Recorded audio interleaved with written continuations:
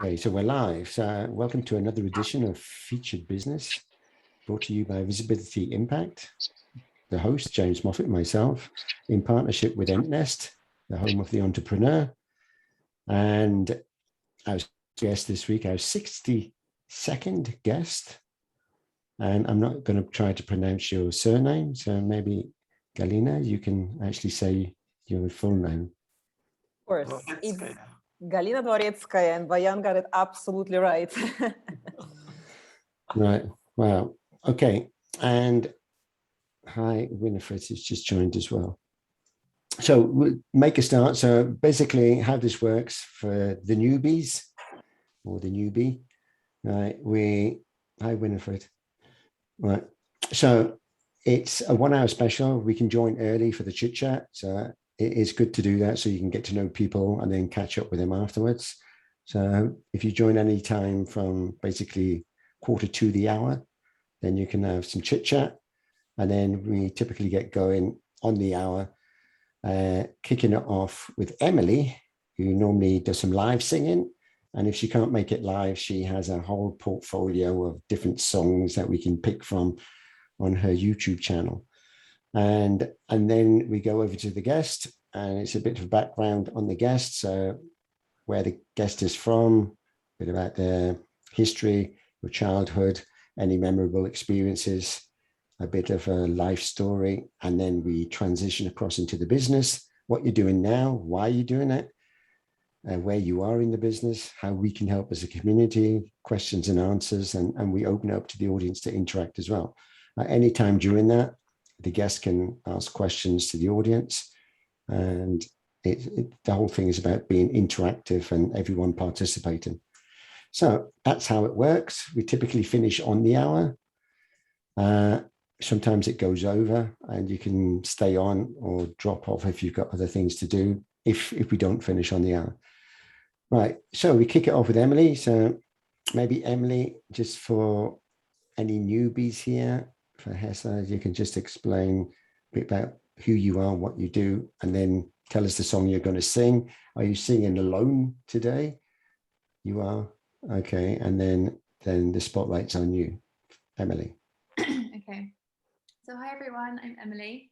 And for those that don't know, so I'm based in Switzerland, but I'm from London, and I have a children's events education company here. So I do holiday camps for kids and birthday parties and after school clubs, but I also teach piano and singing. And then I also sing as well for myself. So that's me. I have a bit of a weird throat today, but I mean, I'm not making excuses. I kind of am, but so yeah. Sorry if it sounds a bit weird today. I'm going to sing a song that it's my new favorite song. I go through phases of each week. I have a new song I'm obsessed with. It's actually from a musical, but it's also a pop song. It's called She Used to Be Mine by 𝗪𝗏, but it's from the musical Waitress, which I haven't seen. I don't even know the context of the song, but I just heard it and thought it was super beautiful. So I've been a bit obsessed and listening to it like on repeat. Right, so you can learn a song pretty quick then. If I like it, then yes, because that's the only song I'll listen to like for hours on end, just over and over again. And playing the music on the piano is not a problem. Yeah. So I listen to it and then I get the chords and and then just keep repeating it till I got it. Wow. Yeah. It's okay while I live alone, but I feel like as soon as I live with someone else, that's going to be super annoying. Yeah, a great talent. But you also write your own songs as well. Yeah.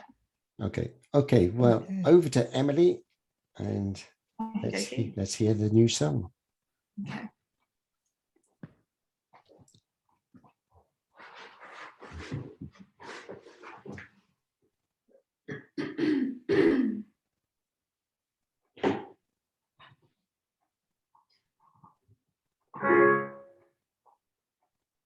All right. Is that okay? Okay.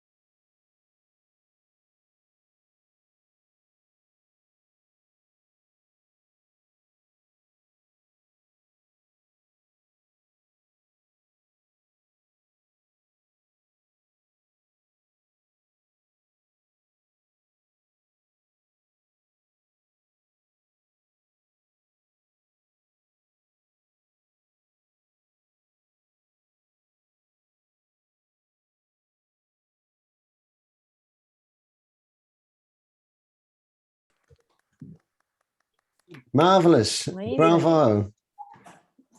That was really, really great. So nice. Beautiful, beautiful. What is it like when you don't have sore throat? Exactly. Emily, what was the name of the song again? It's a really beautiful song. It's called She Used to Be Mine. She used to be mine. Okay. Yeah. You sing it very, very well. I mean, sore throat or not, it's excellent. And Beautiful. the high notes kind of give me goosebumps, right? So excellent. Yeah. So if you want to know more about Emily and you want to see more of her recordings and videos, you have a YouTube channel as well. I do. And I've just started an Instagram page, but I haven't got anything on it yet. But eventually it'd be super, super great if you guys could like follow just to help me a bit. Yeah. If you share the link. Instagram. Can you share it in the chat and then we'll just add you. Exactly. You will do. Yeah. Nice. Share any links that you want us to follow, and then we'll be your followers. Thank you.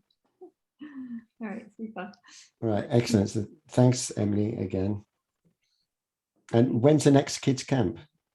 Harry Potter in October, the second week, I think, of October. All right, during the school holidays. Yeah, exactly. Okay, I'm coming. I'll send myself. All right. Okay, thanks, Emily. So over to our guest. So our 62nd guest. So yeah, we've had quite a few now. So if you want to check out, if anyone wants to actually learn more about any of the guests before, they're all recorded somewhere. And I do have a YouTube channel and they're on there, but they're not listed. So they're hidden. But if you let me know, then I can share the links with you. Also, if you want to see who they were, you can either go backtracking through 𝗬𝗏𝗏 and you can find out who the guests were, or you can look at my LinkedIn profile and you have the featured kind of cover magazine that will have them all in there as well, so you can see. So if there's a particular one that you fancied listen to, then just let me know and I can share the link with you. Okay, so on that note, our 62nd guest, Galina, we're going to learn more about you. So let's start at the beginning, or maybe start from where you are now. So where are you living now and where were you born? Yes, so I've right now I live just outside, well, like 50 kilometers from Barcelona, between Barcelona and Girona, if anybody knows kind of this, knows Catalonia. So in a really nice location because I live in the natural park. Right now my views are mountains, but just behind those mountains, there's Mediterranean, the sea. So I live 10 kilometers from the beach, which is awesome. By the way, I didn't mean to make anybody like jealous and wanting to go to the beach. No, we come. Yeah, exactly. Everybody's invited. But I've been to Barcelona. I've been living here for the last 11 years. And I was born in Germany, however, in 𝗬𝗏𝗏𝗏, which is I think it's a native city of Angela Merkel, Angela Merkel, if I'm not mistaken. But your parents, are they German? No, my dad is half German, but no, their nationality is Russian, actually. Russian. Yes. Yes. Okay. So languages that you speak? I speak obviously mother tongue Russian. I speak sicher English. I speak Spanish and Catalan, Czech because I used to live for 8 years in Czech Republic, and Slovak because for a long time I had a Slovak boyfriend and we were going there all the time. And I speak some German, not excellent, and I think that's it. Okay. So business-wise now, you do things in Spanish or a different? Well, I would say that I work in English, but we launched, for example, our site right now in Spain, like here, and it's about, and I'll tell a little bit more about it later. But I would go and speak to our clients right now in Spanish, but everything else, like I work with my co-founder in English, it's all in English. Right. We'll come on to that in a minute. Right. So let's start from there. So you're born in Germany and you have siblings as well? Yes, I have a brother who is 7 years older than me. And he lives in Russia, All right. which is also an interesting story, actually. It's yeah, I'm gonna tell a little bit about it because I think it's interesting how, you know, in one family, we absolutely independently of each other, about the same age, we completely decided to turn around and to do different things than we used to do, or that we studied to do and work for. So he lives in Russia, but he used to live in the city working, you know, he had his own business about heating equipment, which is probably quite useful in Siberia. And he decided around, like, when he was 40 or so, he decided to go completely off the grid. He left to live in Altai Mountains, which are beautiful, beautiful mountains in the south of Russia, the south of Siberia, which I really recommend to people if you've never been there. I think it's a really it's not as popular. I'm glad that it's not popular, but it's not known place, which is extremely beautiful. So he left there, went completely to live off the grid and to help local businesses to strive. So right now he's kind of like his purpose business too on that end. But we never, I mean, like, we didn't talk about it or anything. So like 7 years later, I do the same, right? So it's, yeah, and he's there, and my parents are also in Russia still. I'm the only one outside. All right. So they moved back to Russia. Whereabouts did you say in Russia? So I grew up in Novosibirsk, and Novosibirsk is the city. It's considered to be a capital of Siberia. Oh, wow. And it's a really interesting city because it's quite young. It's, you know, and especially when you live in Europe, and like where we all live, you know, like it's 100. Now it's 120 years old, which for us is like, yeah, come on, I live, you know, in Barcelona. Yeah. People live in Geneva. Like, but it's cold there. It is cold, but it's not this, you know, I hear people saying like, oh, you're coming from Siberia, it's like polar bears, you know, all the time, and -40. No, I did live through -40 almost every year of my life when I was growing up. There's a week of -40, okay? With global warming, probably it's a little bit less now, but normally it would be a winter from October to April. Yes, you have snow. That's true. You have snow. When I was small, I used to play, you know, we were doing, our favorite game was making caves in the snow with different rooms, which was pretty cool. And that was like the snow was all the time, -20, -25. Wow. It was a normal weather to go out and play outside because just like it was not warm. So living in Barcelona is the opposite. So did you miss the cold? No. Sometimes I miss this really great feeling. I don't know for you guys, it's, you know, people who live in Sweden and so on. When you get this really refreshing, beautiful feeling in winter when it's sunny and it's frost and it kind of it almost pickles you a little bit, right? And it's really bright. Everything is bright. Everything is shining. So I miss that sometimes, and I would love to get there for like a couple of days, but then I'm fine with the Barcelona climate completely. Yeah. So you do more water sports now? That's true. I miss skiing. I don't do a lot of water sports. Of course, we go to the beach and we swim in the sea. You can still do skiing. You just go on holiday now for skiing. Exactly. No. In Spain, Barcelona is a great place also to everybody who's, I don't know if you guys, probably a lot of you have been to Barcelona, but for living, it's a great place because look, you've got a beach, you've got, you know, plenty months of being able to swim in the sea, but 2 hours away, you go to Andorra, you go to close Pyrenees, and you can ski. Of course, yeah, we go skiing. The type of skiing I miss is cross-country skiing because, yeah, downhill skiing, we do that a lot in the winter, which is great. But Barcelona for this, like, I remember there was one day that we were kind of like in the morning, we were on the beach, and in the afternoon we were skiing. We were not swimming on the beach, but we were like having walks on the beach, and then we were skiing because it's really condensed. It's really nice. So let's kind of move forward a little bit. So you're married? Yes, I'm married. So your husband, is he Spanish then? He's Catalan. And all right, okay. Yeah. So is that what brought you to Spain then? No. like this story is really funny because I used to live in Czech Republic for many years, and I love Prague. Prague is still my favorite city, even though I speak about Barcelona so much. Prague is a wonderful, wonderful, wonderful city, and I wanted to live there and stay there forever. I thought I found my how's it, 𝗓𝗔𝗖𝗛, or how it's called? Utopia. Yeah, completely. It's a beautiful place. And then I get this offer for a job in Barcelona, in one large multinational company, Vistaprint.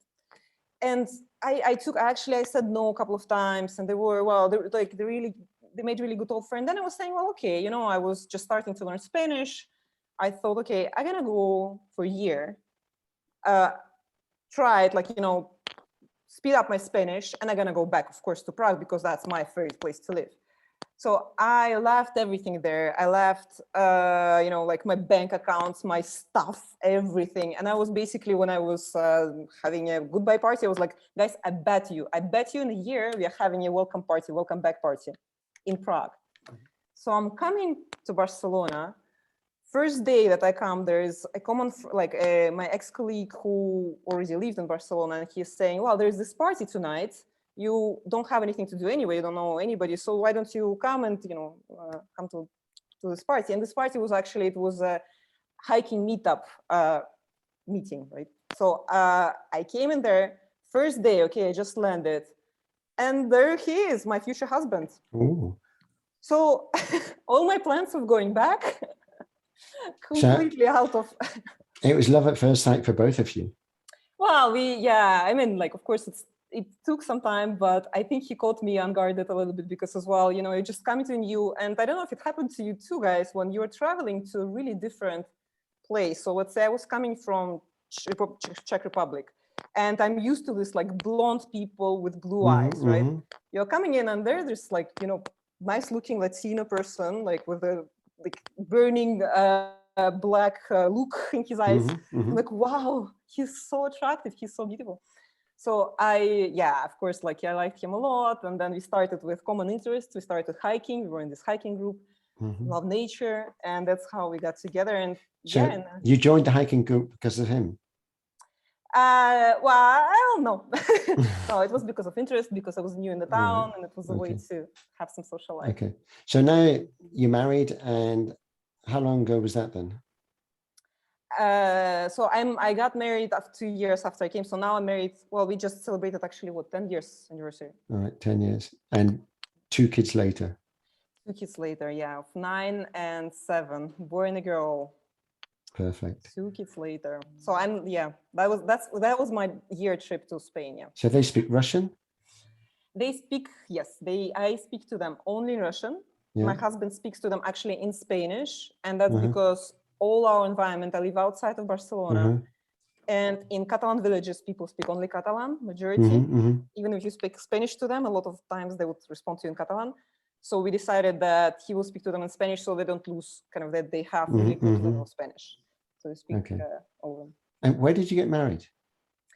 We got married in Prague, because I was like, I'm gonna go back to Prague to get married. Right. It was kind of a good middle place then for any family and stuff to come as well. Yeah. And majority of my friends were still at that time, they were in Prague. I mean, I still stayed connected, and I still stay connected. Before pandemics, I was going there probably twice a year, or like once a year at least. It wasn't in the big square with the medieval clock, was it? Well, it wasn't there exactly, but it wasn't pretty famous places too. It was like we had a wedding in the island in the middle of the city. It was very beautiful. Looking at the Charles Bridge. Okay, so before we jump into your business, let's just go a little bit back to your childhood. So as a child growing up, did you have ambitions or desires for something you wanted to do when you grew up? Yeah, so all Soviet kids, when they grow up, they want to be cosmonauts. That's like, that was put in us, right? And I have this picture on my profile and even WhatsApp. That was the thing I was saying at the beginning. Right? That's what you have in common. Cosmonaut. Cosmonaut. You also wanted to be. All right. Now the trick is done. Okay. Yeah, because Boyan went to Cape Canaveral, right? And he wanted to be an astronaut. oh, nice. But how? They I mean, almost arrested me. They say it's not going like this as you want it. you're not just entering the rocket. Yeah, he got too late and he missed the rocket, you see. I missed Elon Musk. This was the biggest mistake. Oh. So you wanted to be an astronaut as well? Yes. Well, but it's a little bit of kind of I don't know if it's this education country or whatever, but it's this. But I like that fact because it seemed that everything is at your hands, right? It's like I want to be a cosmonaut. Of course, I'm going to be a cosmonaut. They made pictures of like every single person of my age and maybe a little bit older. We all have same picture. Like we all have across the country, 100 million persons have that same picture when they were around 6 or 7. A picture in the cosmonaut costume. Like I still have that, right? Because I think they were preparing us for kind of, being ready for something big, right? Yeah. But that passed fast. And then I just was, for some time, I didn't know exactly what I wanted to do. I was really good in math. I knew that it would be something connected to the math, but I was like, oh, I'm just gonna do some really great stuff. I had ambitions like, maybe I'm gonna be president one day, right? But great stuff, not in terms of like being famous, but, oh, I'm gonna do some changes. I'm gonna change the world. I'm gonna, make it better. And so when did you feel that? At what age? I think very early, around like 9 or 10. It was yeah, like, yeah. But was there certain things happening that you felt that I don't agree with this. I want to change it. Well, yeah, the country where I lived was going through really, really big changes, right? I mean, it was like 89, 90. I remember the putsch. I remember the overthrow of the government. I remember coming back home from playing in the playground and my mom with the TV looking at the 𝗬𝗢𝗨𝗥 ballet on the TV because all the channels were shut off. Because that was when the change came, right? They threw out 𝗪𝗪𝗪𝗪 and nobody knew what was going on. There was no internet, right? So, and I remember that my mom's first words were like, I just hope there's going to be no war. And that was, I think, strong impression on a kid, right? Because the childhood was quite nice and, and I had a really nice family. It was all good. But these things, I think they started to make you think and then what happened after was pretty sad, actually. I mean, there was 10 years of really a lot of changes, a lot of injustice that you saw. I lived in 𝗬𝗢𝗪𝗧, but I lived in 𝗪𝗘𝗔𝗥. So 𝗪𝗘𝗔𝗥 is a small town, and that's what I also for this audience even, I'd love to expose you guys because we often think like, oh, Siberia, it's some place far away. Well, the city is big. It was over 1 million already 20 years ago. But there is next to Novosibirsk, there is a satellite district that's still called Novosibirsk, but it's like about 30 kilometers from the city. And it's academic scientific town. And this is where you have 40 research institutes and one really big university. And basically, 80% of people who live there, they're scientists. So you are growing up in the scientific community. So my father as well, he was a military scientist. So when times came when, this country was in complete disaster, it was really, people, especially the budgeted people, and, science was all on the budget, it was governmental. They stopped getting money, and you saw that people were literally going crazy because a lot of them they were not taught to make business out of what they know. They were taught to sit in the university or to do research. There was a nuclear physics research, the hydrodynamics research, there's a lot of top universities, and these people, top scientists, they lost their their way of supporting their families, of making money, and it was really, really, really painful to see. So what did your parents do? I mean, what was their profession? So my father, he's a military scientist, and we were actually in that period, we were quite well because they didn't dare to stop paying to military people. So we were quite okay. And my mom at the time, she was a teacher, German teacher. So we were quite okay. But so she did private lessons, for example. But if you were in some governmental organizations, you were really having a hard time. And a lot of people from that specific period left the country, and they went to work. Like there's a lot of people in Silicon Valley that I know about that left at that period, or that went to MITs and like big universities, because they were like really top people that, you know, all of a sudden lost everything. So that was quite sad. Yeah, Boyan's changed his profile picture. Oh yeah, just see it. Awesome. The Russian flag. That's you in the background, Boyan. That is you? So, no, I have the real astronaut here. My son. Ah, your son. I was going to say. I thought it was a young version of you. Yes, he's very alike like me. Yeah. Right. Okay, so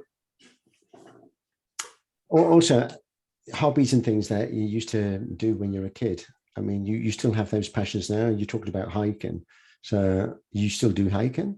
Yeah, so we do, of course, you know, I think from childhood you do stuff like you start doing stuff like reading, of course, hiking. I play music as well, I play piano. I keep these hobbies, but I think connection to nature is what brought me to where I'm now. Yeah, I think if there's any common link with all of us, every guest that's been on, is the link with nature. Everybody talks about the beauty of being in nature. Yeah. So I don't think we leverage on that enough in our daily lives, and we get too stressed. And the time that we kind of de-stress is when we're in nature. Absolutely. And for example, I moved out of the city. So right now I live really, as I mentioned, in the middle of natural park. But I also see that it's really easy for people who live in the really urban environment, you know, like in maybe, I don't know, in the 16th floor of a skyscraper somewhere in the... Right. So tell us a bit more about, you do performing arts. Yeah, I mean, you do arts. Tell us a bit about that. Well, no, I don't do art. So I play piano, but it's like a completely amateur. I don't do performing arts. I love performing arts. So I love to watch. Yeah. I love to watch. I love any type of art. Is just one of the, after nature, it's one of the things that keep you out of stress and even keeps you focused. And it's like a type of meditation for me. But with a focus on anything in particular in the arts? I was thinking about this, but it's really it's floating depending on where you are right now in what phase of your cycle, let's say, of life cycle you are. I really enjoy art galleries, and especially after COVID, and I don't know if that happened to you guys as well. First time I came to the art gallery after COVID, I was like, I had my heart beating like this. Actually, there's a great art gallery in Barcelona. Well, there are a few. Yeah. But I mean, the one, I can't remember which one it was. I went in there and, sorry, which one? Mnac, there's National Arts, I think, of Catalonia. There's also a modern one. There's Picasso one. Yeah, the Picasso one. That was the one I went, because I remember kind of the Picasso blue era. Yeah, it's there. And yeah, that was beautiful. Anyway, so let's kind of move forward a bit now into kind of your business and what you're doing now. So you said you went to Barcelona because you had a job to go to. So can you name the company? Oh yeah, of course. So I went to work for Vistaprint. I don't know if it's Vistaprint. Yeah, I know. I've used it a lot. Great. Well, so I started working in Vistaprint when I came from Prague. They're not from Barcelona. I thought they were more. No, they're not from, but they had a huge office here. They have a huge office here. And where's the headquarters? The headquarters is in Boston. Oh, Boston, really? Yeah. I thought it was. I was going to say Belgium or something. I thought it was a. No. They have like they're changing their registration based on tax changing. Right. But so you left Prague to go to Barcelona to work for Vistaprint. In doing what? Yeah, so my background is in Czech Republic. First, I was doing PhD in economics. After doing math, so I started doing a lot of analytics stuff. And in the first company I worked with in Prague, it was Monster.com. At that time was the largest online recruitment board. And being an analyst, then I went into kind of product manager for analytics. So I stepped into e-commerce, I stepped into digital world, and I was doing a lot of analytical work around that. So I was invited to 𝗬𝗢𝗡 to work for optimizing the site. So basically using data to understand how customers should be, like what changes should be done on the site so that customer can more easy and quickly pass through the site and find the product he wants and so on. So I started like that. Okay. But prior to that, in the Czech Republic, you worked for Monster. Yeah, I worked for Monster.com, yeah. In recruiting. I was not in, I mean, the platform is an online platform, but I had nothing to do recruiting because I was doing analytics and product management. So it was just this big American corporation. Yeah. That I was. Okay. So with 𝗬𝗢𝗡, you were there a number of years as well. Yes, actually 11 years. I've been 11 years. Wow. Yes. It's 11 years. It's been, I mean, it's been moving, but it's one company. And since they were so dynamic, actually, this is why I stayed there for a long time, because 𝗬𝗢𝗡 grew really a lot and they started acquiring other companies. And then they took me to their mother they organized kind of a group, and I went to the mother company. Okay. So your background, I mean, the study that you did is to do with more data analytics and yes. So I did a lot of analytics, statistics, and so on. Yeah. Okay. So then you went to work for these companies, and after many, many years in different countries, then was there a turning point that you thought, I kind of had enough of that, I want to do something different? Yeah. So one of the points was at some point in 𝗬𝗢𝗡, I was working in it's called PPAG business. It's promotional products, apparel and goods. So that's, this is like all this type of stuff, like pens, I don't know, Post-it notes, business bottles, business cards. Well, promotional products is even like, it's not paper usually, but it would be like t-shirts and so on. So I was actually, I launched that site. I drove it in 2 years to 48 million run rate. So we were really, really successful. And at some point I started visiting plants when we were doing all the decorations. So it was customized products, right? So I visited plants.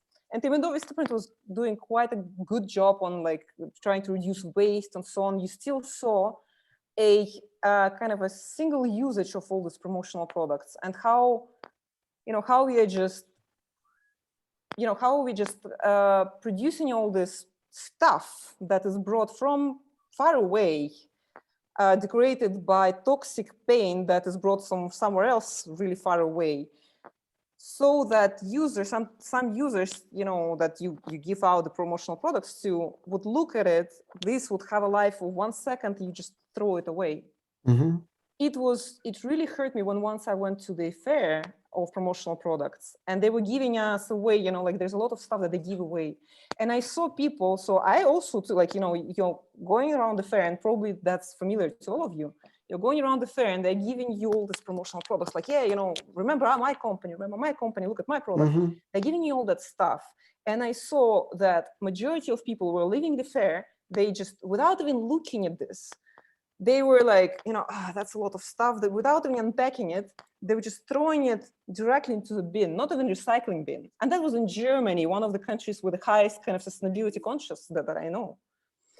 It really, really struck me. It really struck me how we are, how we're irresponsible. Like, why are we wasting all these resources? And it was not only resources on, on the end of like natural resources, of course, in the first place, but also human resources, right? To build this, like, why there's such a waste? Why we're not optimizing, our life, but like our resources in the first place? Because it's all going down the drain, basically. But so that was one of the turning points. I have the answer. It's the turnover. It's the turnover. Yeah, of course. But that's the only. Of course, we understand that. But then at the same time, you come back in the hotel after that fair, and then you see all the news about, global warming and climate, climate urgency. And these two things just don't feel into your head. You're like, guys, it's such a no-brainer. We just stop doing this. We should think about how we optimize it. And that's, yeah, I remember seeing that firsthand, actually in Barcelona, because I used to go in Mobile World Congress every year. I mean, 100,000 visitors and loads of exhibitions with all the big telco software companies and whatever. And, we were there as well, and we had to have these bags of crap as well that you give away. And then you just see people walking around with these bags, and you find that you had to get the bigger bag because you had to put more crap into it. And then most people, you just dump them in the bin on the way out. I would then start collecting the things for kids. So I would always take them a gift back.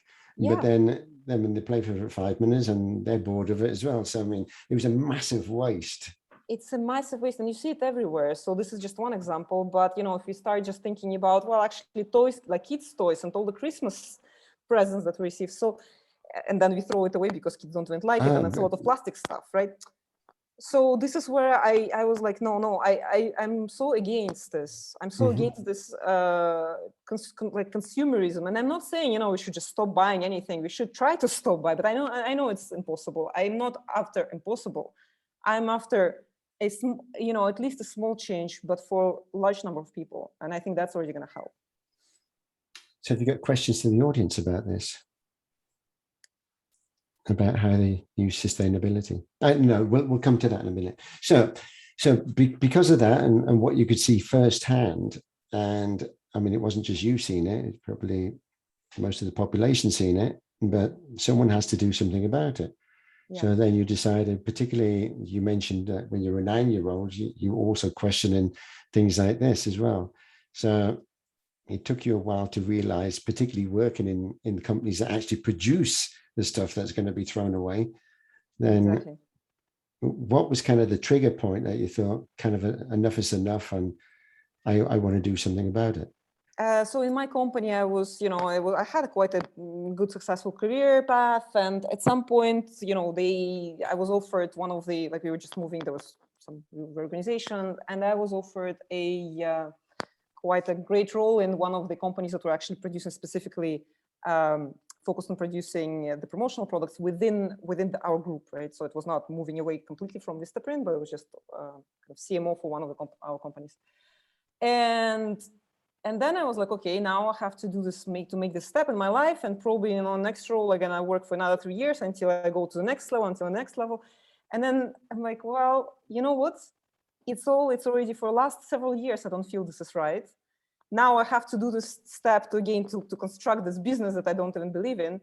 And this is when I said, so this is when I quit my job. And I quit my job, and it took me some time. So I quit my job without any backup. Like I didn't have any other job. I didn't know exact idea what I'm gonna be focusing on. What I knew was I'm gonna take some time to figure out how can I apply my skills to make the world a better place, like even though it sounds a little bit cheesy. And since, I was working for the last 15 years trying to sell people stuff they don't need, and I was successful in it, I thought that I can use these same skills, because I know how technology impacts buying behavior, that I can use those same skills to actually optimize that, to shift it to more responsible consumption. I've built recommendation engines, I've built e-commerce platforms. I know how people react on certain triggers, and I know how to also alert them about specific things. And I was like, well, we can use this. And one other thing as well, at the same time, I was really interested about artificial intelligence. And if you look at, the pace with which artificial intelligence is developing right now, it's pretty amazing. There's a lot of stuff going on. There's really a lot of development going on. But I was really frustrated when I started to look at number of AI for good projects, because I was saying, well, okay, we did this math and the Earth and the planet. And right now, I think human mind is, getting a little bit, is lagging on fixing this all, and we really should apply technology. And there's a lot of, there are companies that are doing this. There are some great companies who are doing this, but it's 1/100th of what I think it should be. I think there should be much more effort put into applying artificial intelligence to solve the global problems, applying technology in general to solve the global problems. And this is why this frustration came to okay, I'm gonna do this if nobody else does. A few people do. Yeah, I see that. I embrace technology, and I think innovation is fantastic. But if it's used to make things better and the world a better place, but also not dilute the human capacity of ourselves, because we then become reliant on it and we forget about being human. So there's a balance there as well. Yeah. Because if they switch technology off tomorrow, what would we do? We'd be completely useless. So, Exactly. so don't rely on it. Embrace it for the value it can enhance your life, but don't let it replace your life. Exactly. And this is how, so this is how the idea about kind of business actually emerged. And it came through, and I see that, like, some people here, they either were in the startups or maybe worked with startups, and it's a journey, right? So you start with one idea, and after all, for example, after a year working in this idea on like, since I quit my job, I ended up with something different than I started originally. First, I wanted to build the AI tool that will help you optimize your purchasing behavior and to alert you about your impulse buys, because we humans, we buy a lot of stuff that we don't need on impulse. So Okay. I started with that. So tell us, I don't want to run out of time before we get to the name of the company and what you're doing. So then you, after you quit your job and you thought about what you're going to do, what was the moment that you decided I'm going to start my own business and this is what it's going to focus on and this is the name of the business? How did you get the name? Yeah, so the moment one was basically when I had quite a lot of job interviews, and I had some offers, but my first question was, when I was getting an offer, I was like, guys, what type of project do you do? Like, for example, I was invited for some consultancy, like, and then when they were saying, well, we are working for this fuel company, like, no, no, I'm not going there. So at some point I realized, well, first of all, I want to make this big change. Second, I did not really find a job that would be in a sector that I'd love to. And then I started to getting onto this, like, to learn. I started to participate in a lot of different talks and search around, and, like, for example, meeting like this one, the aspirational talks. And then I realized, well, you know what? It's, if I will not try this myself, I will not try this business idea in my startup, I will regret about it probably, all my life. Like, I have to try it. And the name, so since our first original idea was about spending less and consuming less, that's how the name came around. We are called Unspender. That's what on my Zoom talk. And we also, of course, we will tie it a little bit into the domain names. So we're checking a lot of available domains. So Unspender was the way that you thought of it? I mean, you thought of the name? Yes, the original, because we really want people to think 3 times before they buy something. So do we really need it? So should we unspend, as in we don't need to buy it? So exactly. Rather than spend money, unspend. Exactly. Yeah. Decide not to buy it. Unspend, unconsume almost, right? But, it's a really negative connotation. Even unspender is, I mean, I get some feedback, and I'd love to hear from this group as well. Like, what does it mean? What do you think when they hear this name? But yeah, I'm going to share the link in the chat anyway for the website. Thank you. Right. So, yeah. So when was that? I mean, how long have you been going, and then what stage are you in the business? And are you doing it alone, or are you doing it with others? So I've got a co-founder. So at some point when I understood that, all right, we need to take a look at the consumption. We need to, for this, I need somebody who knows a lot about, for example, about data, who I can talk one language with too. And I reached out to my ex-colleague, and he lives in Boston, and he's absolute genius. Like, I was so lucky I got a genius co-founder. He's really, really great on many ends, and he worked in companies like McKinsey, like 𝗘𝗔𝗖𝗪. So he's somebody who knows really well how to grow the business too. He had several startups. So I was like, oh, wow, and when I started, actually, when I talked to him first, it was only about like, oh, what advice would you give me? And I realized he felt the same frustration as me. He's like, we should turn this around. Yeah. He lives in the States, and I think in the States, you knew him before? Yeah. He was my ex-manager in Monster.com. So I knew him from 10 years ago. No, ex-manager. Right. So we started thinking about kind of idea, and then So he gave up his job as well for this? No, he's part-time on this. So he's working 28 hours a day, part-time on the job that he's currently on, which is also fast-growing startup, and part-time on this. So, but I'm right now, I'm kind of a core and a heart probably of the project, because I'm now dedicating full-time to this, and we are going pretty fast. So what we've done, after all, what are we, it's like, I'm gonna finally present my business. We are the first sustainability platform with reviews about local businesses around you. So if, as a customer, you want to buy well, we realized we made a lot of surveys. We've asked a lot of people, like, what sustainable shopping means for you? And a lot of them, so there was like 94% of people said it's extremely confusing. They really don't know what to do with their environmental consumption, friendly consumption. They were like, it's super hard to find. I don't know any stores around that I should go to. I mean, like, oh, I know, but I'm not sure about them. I'm not sure if they're not greenwashing me. There's not enough information about them. So there is just lack of trust. Mm-hmm. It's expensive. They find it really, really expensive. And also some of them that just had bad experience. So for example, you know, you're buying all this like super cool organic shirt and you're thinking you feel yourself good about doing this. You wash it once and you can throw it away. How sustainable is that? Mm-hmm. So there was a lot of people that, you know, had that problem, and we converted from our kind of optimization of consumption to first helping people to shift their spend, to shift their consumption to more responsible businesses, to greener ventures. So what we've built is a platform, which is a catalog. Right now we have it. If you go to our website, it's like we just launched. It's launched for friends and family in Spain. There is around 120 businesses listed, and around 30, I think, in the States and Boston. But this is a place where you, as a customer, can find a business, find out how green it is, and share your opinion. So think TripAdvisor for green, and supported by expert reviews too. So it's not only user reviews, but also it's experts who are going to be leaving their reviews and scores around how green this business is. Okay, so you produce any products yourself or anything, or you just provide the service? No, we provide the service. We are kind of a matchmaker between the green stores and green. Okay, but you'll go out to find kind of the sustainability kind of partners or companies to go on the website to advertise, to be part of the catalog. Yes, exactly. So they're listed for free, and we are listing all of the sustainability. But these are more demographic at the moment. I mean, within the Barcelona region, or could it be anywhere? So we start because of course we are early stage, right? So what we do, we are testing and learning.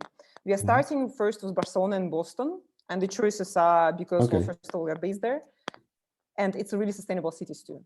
So the companies that you approach, they have to kind of tick the boxes of sustainability. Otherwise, you don't want them. Yes, they will have to pass. We have a methodology that they will have to pass specific tests, right? They will have to pass specific criteria in order to have this score. They can appear there. So you as a customer, you can even add your Walmart there, right? But it's not going to have great score and neither great user reviews. So typically these would be more smaller businesses and more family kind We start with businesses?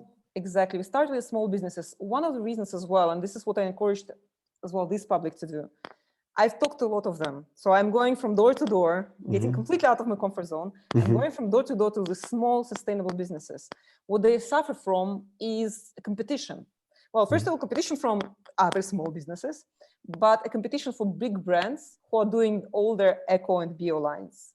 And how much of greenwashing it is, we can talk about it forever, but there is a high chance there is some greenwashing, and that, you know, this organic cotton is not the only reason for you to be called a sustainable company. So these small brands, they're losing out to these big companies who are using right marketing buzzwords, who are inviting some sports or I don't know, cinema star. And this is a really, really big problem. Like, we really need to support the small businesses who are doing it right. So how do you then promote the small business? Because it's fair enough that they come and join a website and a platform that's about sustainability, but then it's still about how do you attract people to come there to look? Well, first of all, because we're gonna be the first ones to have the reliable environmental scores. So first of all, you would be able, of course, to see all the certifications that company has, if they have any, but you would have environmental score and you would have user reviews too. So as a user, if you don't know where to buy and you're really confused of, you know, should I go and buy Ecoline and Lidl because, you know, or should I go to my local store? You can see the opinions and you can see the scores and saying like, okay, what is more sustainable or what is better for you and where is the better quality product? And of course, we're gonna, we are building the big GTM around launch and around people knowing the platform actually. Mm-hmm. So the products, I mean, can be anything. So I mean, it could be clothes, it could be food, it could be whatever. We opened to all of the categories, but we are focusing right now. We are focusing just because they're biggest spend categories on clothing and food. Okay. And so you said you're in a beta trial at the moment. When will that convert to kind of a fully launched? I mean, what's kind of the roadmap to go to kind of remove the beta and go to fully launched service? It's going to happen within the next 2 months. So we're growing little by little, and also we are part of the sustainability startup bootcamp accelerator that is finishing in 2nd of December, and this is when we also plan our grand launch and kind of like a grand tender. Yeah, it's just, I mean, people have to drop off now because we're on the hour, but I mean, they can get a copy of the recording when we finish here, so we'll keep going, because I mean, to me, this is very interesting. And what I've noticed more so over the last couple of years, there's more focus on sustainability and a different way of working, more in the way that people don't necessarily trust the big companies, the big monopolies, and they want an environment where we can buy from each other. And particularly when it comes to food, I mean, there's a lot here where I am that people want to buy their milk from the farm. They want to get the eggs and the cheese and the butter, or they want to try growing it their own, or doing things that are much more sustainable. And why do you need to go to the supermarket to buy a cucumber wrapped up in plastic that comes from another country when you can grow your own? So exactly, and this is what we are trying to tackle here too, right? So we're really promoting I mean, if you cannot make it yourself, right, like what 𝗪𝗧 is also working on. But also it's a bit of an education, because maybe you could make it yourself, you just didn't know how. So you could have kind of the sustainability model that don't just buy it from us, learn how to do it yourself. Exactly. I mean, I was just going to say, when it comes to kind of beauty products, more natural, organic ones, and could you do it yourself? If you just like, it could be start with a hobby, and then, I mean, like whatever, it could be many different things. Exactly. So we are promoting in general, kind of going into more sustainable lifestyle, but specifically right now we are just saying, okay, you know what? We know your problem is you don't know where to buy, where to put your spend. We're gonna help you with that. So I really encourage everybody, first of all, to buy locally, to buy from smaller brands, to help those sustainable businesses. They're really suffering. They're suffering also with pandemics, and go to our platform on Spender when we launch it. Yeah, I mean, I love it. There was also a guest that talked about, if you do buy something, then don't like wear it that one time or leave it in the cupboard and never wear it and then throw it away. Look at how it can have a second life. I think it was actually called Second Life. And basically you give it to someone that would then use it. I mean, we do this with our kids. We've got friends who've got older kids, so they give us their kind of older clothes, and there's nothing wrong with them. They've only been worn. Sometimes they've never been worn. Yeah. And then our kids get them and then they wear them, and then we give it to other kids that we know that could, so giving them all multiple lives, therefore that's another sustainability model. Yeah, exactly. And this is why when we launched to friends and family, one of the top categories that got filled very fast as people started adding the secondhand markets. So they just start at the places where you can buy secondhand secondhand clothing. And I thought, wow, I didn't push it. Like, there was just people saying, all right, this is a sustainable way of consuming. I'm gonna add the secondhand store. So you're absolutely right. Yeah. So, I mean, we could talk about this topic all day long, because it's something that's a passion for me as well. And when I see, particularly in Switzerland, the things that people throw away, is better than other countries can actually buy. Yeah. I mean, my wife is Brazilian and her parents were over, and we had to go to the municipal tip to take some rubbish. And then her dad was there looking around, and he was thinking, well, these pots and pans, they're better than our pots and pans that we've got at home. And people are just throwing them away. And I was looking, I think, yeah, they're even better than ours. Right? And I wanted to like go and take the pots and pans. And I mean, people change it because it's not the right color, or it's not the color, exactly. They're too heavy and there's a lighter model or something. And it was just kind of sickening to see what things are thrown away. So I'm all for this as well. But I mean, do you have, before the audience all disappear, I mean, have you got questions that you wanted to ask, or Laszlo has got? I'm raising my wanted to hand. say something, I'm yeah. raising. Sorry, I need to leave probably in 2-3 minutes, but I really like the whole concept and idea and everything. Some time ago, I actually heard a nice phrase of, you know, everything is recycling and recyclable, etc. And in line with that, you know, they call it pre-cycling, you know, which means kind of either you don't buy it or really think about before buying something that you buy the proper stuff and everything else. So this is just one comment. The other is I'm actually currently engaged with a Swiss startup company, which is kind of helping a similar concept, but they're kind of connecting, you know, the local supplier with the local consumer, and you know, they're building a platform and they're building, you know, a phone application and stuff like that. So it actually might be, you know, interesting to maybe to share some best practices and ideas.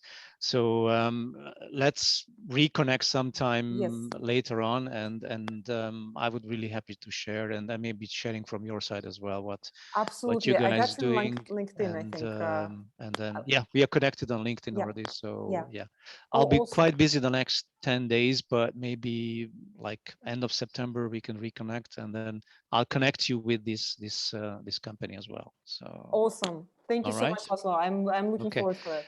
And sorry, I need to leave now. Don't but worry. Anyway, have a good afternoon, have a good weekend, and keep in touch. Thanks, James. Yeah, thanks, Galina. Bye-bye. Bye-bye. So it's just going to be the two of us. Well, Paul is still here. So Paul, any thoughts in South Africa? I don't know if he hears us. All right. I gotta, because you in chat, there's a lot of information in chat. Oh yeah, I'll save the chat and send it to you as well. Okay. Because there's a lot of good messages in there as well. Yeah. So, I mean, I love what you do. People can reach out to you, but if you got other messages, because people can see the recording. So if people want to get a hold of you, what's the best way? Well, the best way, of course, is through LinkedIn, probably is the easiest. Also, you know, I'm like right now, as I said, we are in Boston, Barcelona. This is our focus. You know, we are starting somewhere, we are growing. Definitely, we are agnostic to geography. So if there are people who would like to use our technology, use our platform to open it in their locales, you know, we will be absolutely thrilled. And this is just, you know, enabling language and locale, and then, you know, we can start putting in the catalog together. So, but my biggest message is buy sustainably. Like try to think 3 times what you're like, where your money is going, what you're buying, and is there a way that you don't even need to actually buy it? Yeah. Well, I see a message here: spend wisely, save our future. But I mean, when it comes to Christmas time, we kind of neglect all of that, because we live in a community here, and if you see the mountain of boxes and paper, Christmas wrapping paper and everything, it for the sake of kind of one day, it's criminal. But it's not only paper, but it's actually the goods themselves, right? Yeah. I mean, half the stuff people don't even want. Well, and kids, and especially kids, and it's like, and especially if like there are grandparents involved. I think parents are already a little bit maybe more, but if there are grandparents involved, grandparents just don't have an end to this. And you know, it's all the plastic stuff that is not, kids are not interested in. So it seems that all the good you can do throughout the year, for 1 week in the year, you've kind of gone crazy and spoilt it. Yeah, exactly. No, exactly. I agree with you. I mean, kids, we try to tell people stop buying presents for the kids, because they either get duplications or they get things they don't want. And then you end up with a whole bunch of stuff that it's just a waste of money. At some point, Christmas is going to be prohibited, I think. Well, at least Ban it. Yeah, let's ban it. Hey, Right. Paul. Paul, Just any, finishing. any thoughts from South Africa? That's great. I love your accent. Oh, thank you.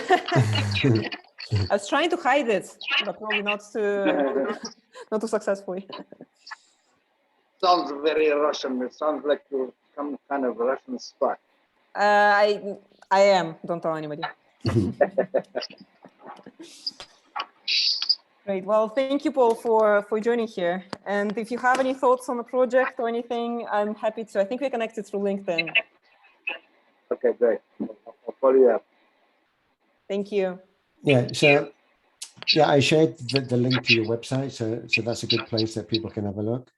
Also, connect with you on LinkedIn. LinkedIn, yeah.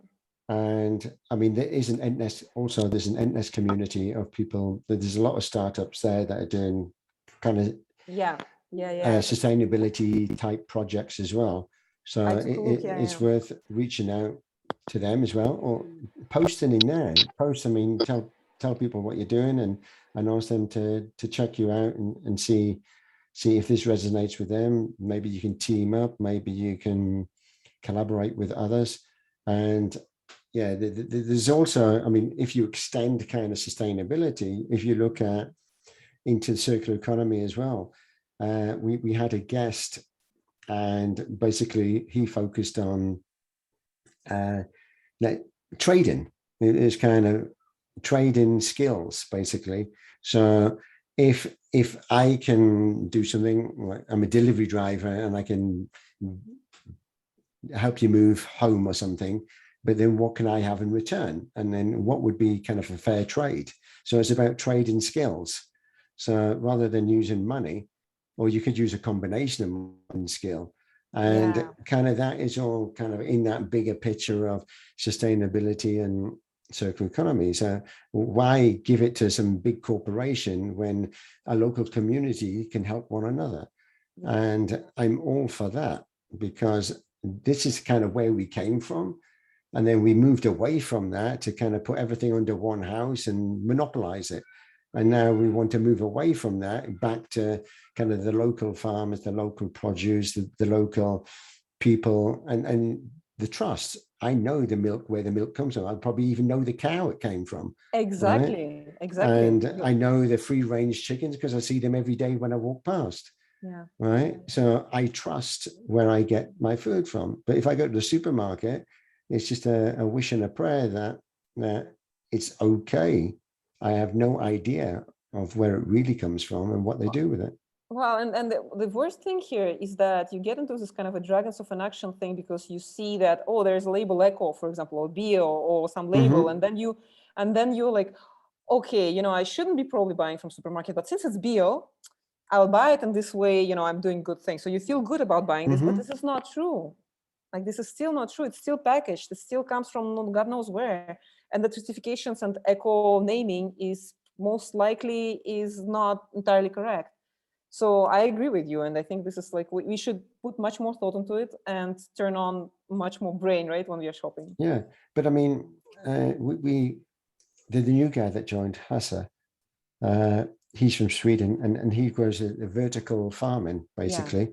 But it's not just for fruit and vegetables. You can do flowers and other things in there, but without soil, and it uses 10% of water.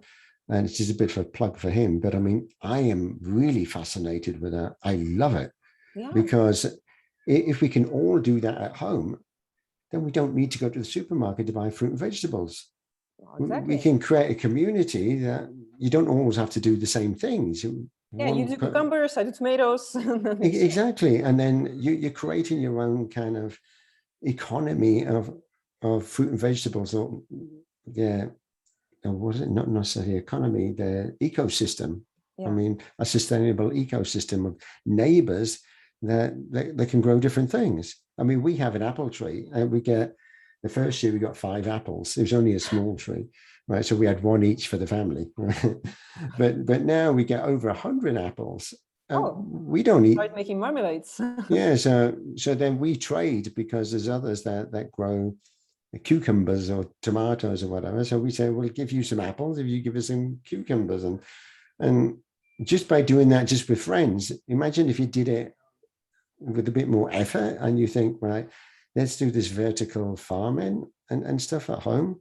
And also many, many different things that we can do together.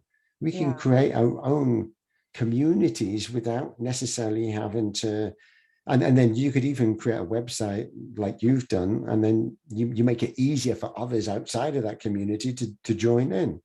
And this is what the farms are doing now. A lot of the farms are now saying, well, we produce all of these things. How can we advertise it? So if the farm is in one city, in the countryside, then how can it address all of the people?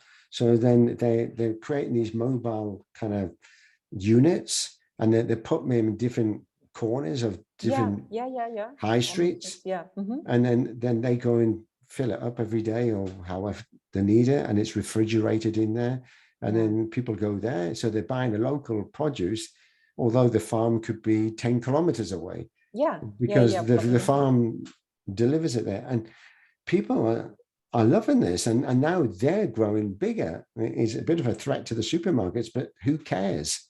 But this is what I think. There is a lot supermarkets at some point, they're not gonna exist. I think the startups like mine, like all this like 𝗪𝗡𝗪𝗧, like a lot of the startups that are focused on that right now, that we are moving much, much faster than supermarkets. We are moving fast. We are able to be flexible, and we are also responding very quick to these needs of both farmers, for example, and consumers.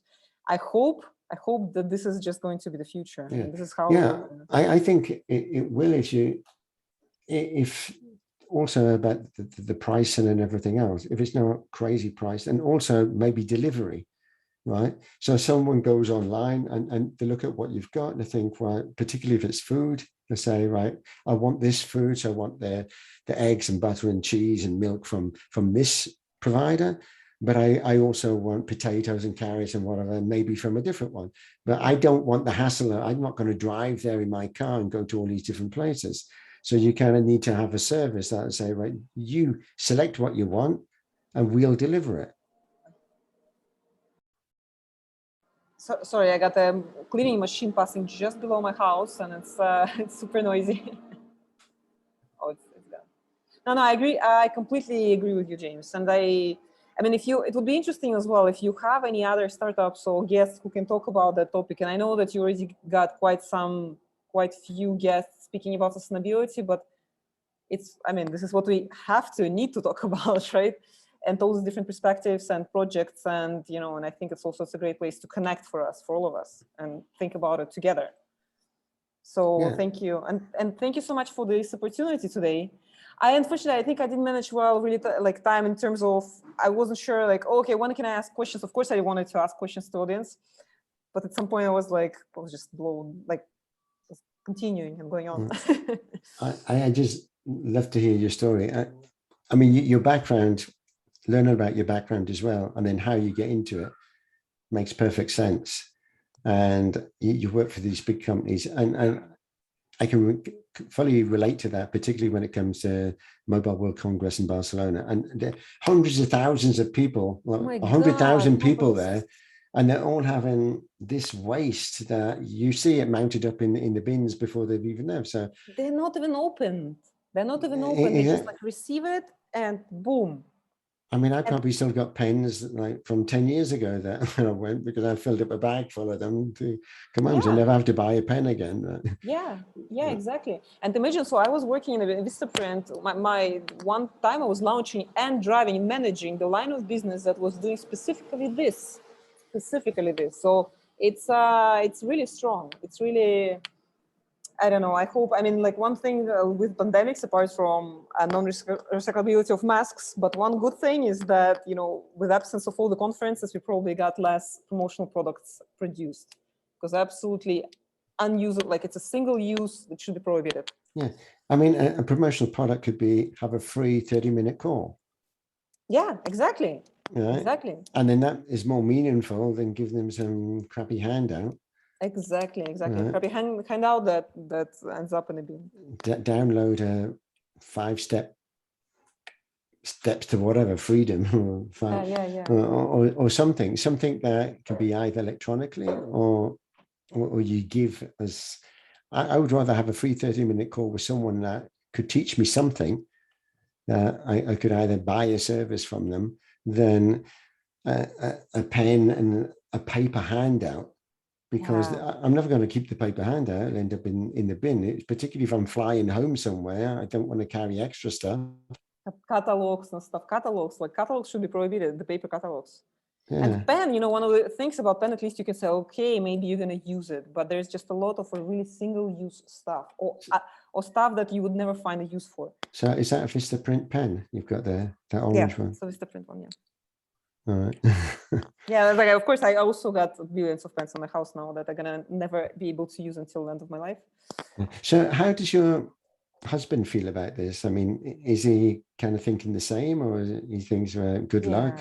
Or... No, he's completely aligned with me. I mean, and I'm lucky to be in a community, and this is why I think that our project is going to really take off and there's a lot of different factors, but I think people are changing their mindsets. And for example, my community, there's a lot of people who think already the same or converting there.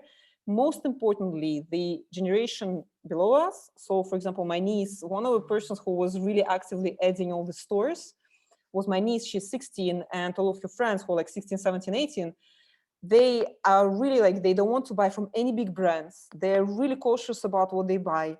They go in second-hand stores.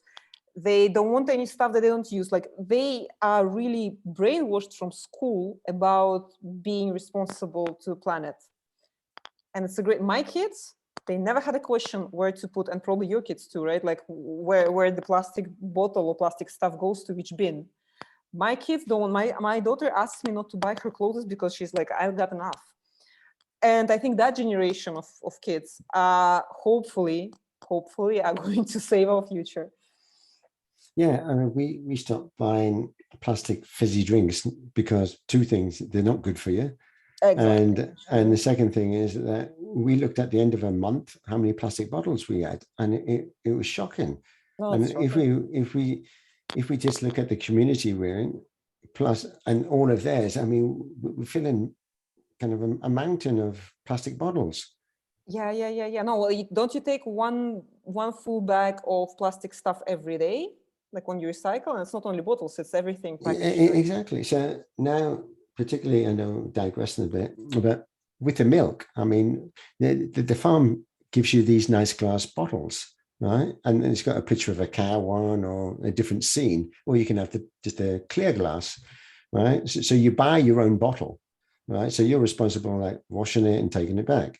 So these are our personal bottles now, right? So we go there and we fill up the milk ourselves. Yeah, you see. It's refrigerated and everything. We put the money in and then we pour. This is a great, basically. Yeah. This is and then we take it home. Actually, I need to go today to fill them up. So we just have 2 or 3 bottles, and that's all we need because we want it fresh. So we go as soon as they kind of run down. It's only 5 minutes away. We go there and get another one. Or 2. So this is a mentality that people should be switching to. But prior to that, we used to get the cartons from the supermarket. And first of all, it used to stink in the basement with all of these cartons stacked up. Then we had to go and take them somewhere to get rid of them.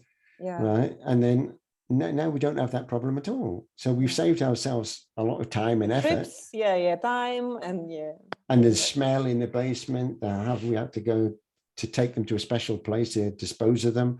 And then we don't know where they go after that. We just kind of exactly. You trust that it's somewhere recycling, but you don't know. No. Exactly. So anyway, it's been an absolute pleasure having you as a guest. Thank you. Thank you really for this opportunity. I mean, I hope like once I launch also maybe, I don't know, I can just announce it to this or just another nest. And any type of feedback or anything, I hadn't been joining for some time because Fridays are usually super crazy because like kids end school early and so on. But I will try in the next ones. I will try to dial in too because I really enjoy this audience.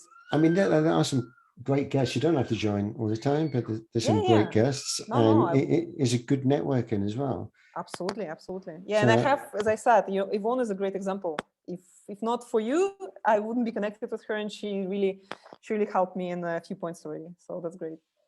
No, excellent. And the value that I get from it is having some great guests, and it's a bit of memorabilia for me as well.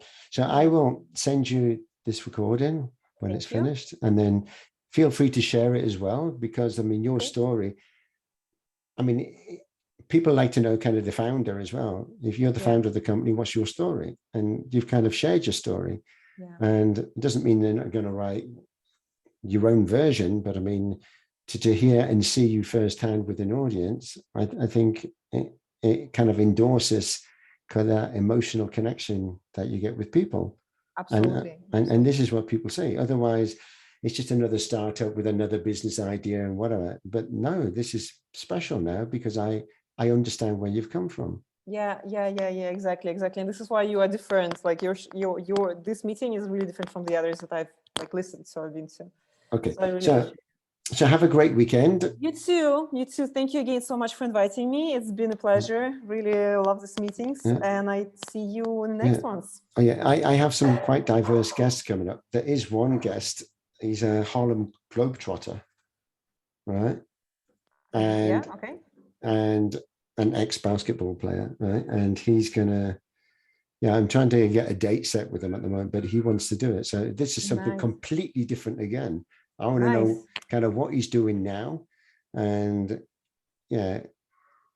growing up in Harlem and being a basketball player to joining the Harlem Globetrotters, and now what does he do now? So that would be an interesting story. So that one I want to hear.